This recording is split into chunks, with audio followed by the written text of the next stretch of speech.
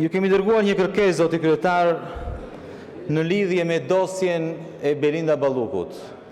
Keni mbi një muaj që keni marrë nga SPAK-u një dosje që i është drejtuar, ju është dënë që ju ta përcillni te deputetët e Kuvendit të Shqipërisë, sepse ne duhet të votojmë në lidhje me heqjen e imunitetit.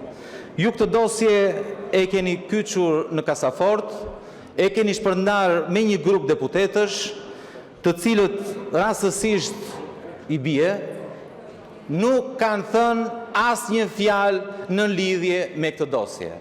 Praktikisht, ajo dosje në këtë parlament zëre se nuk ekziston. E keni zhdukur, e keni ndarë me njëri tjetrin dhe po mbroni një të akuzuar sepse ka abuzuar me fondet e shtetit shqiptar. Tani, zoti kryetar, kjo nuk është vetëm një shkelje e rregullores dhe të kushtetutës. Ju po mbroni korrupsionin me postin tuaj. Me këto veprime, zoti kryetar, po mbroni të korruptuarit. Dhe kjo është e papranueshme.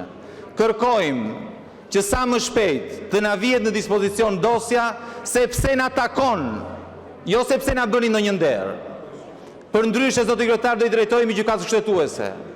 Dhe turpi do mbetet mbi ju, sepse jeni vetmi kryetar i Kuvendit të Shqipërisë i cili ka fshehur një dosje komprometuese të zëvendës kryeministres Belinda Balluku. Është detyra juaj të bëni transparencë. Duhet të nxirrni dosjen, duhet që qytetarët shqiptar të dinë si ka vjedhur Belinda Balluku, me kë ka vjedhur Belinda Balluku, cilat janë përgjegjësitë e kësaj qeverie, e kryeministrit, e maggjorancës, po edhe opozitës nëse ka, në lidhje me abuzimet skandaloze prej të paktën 1 miliard euro të Belinda Ballukut. Mjaft mbrojtët të korruptuarit, zoti kryetar.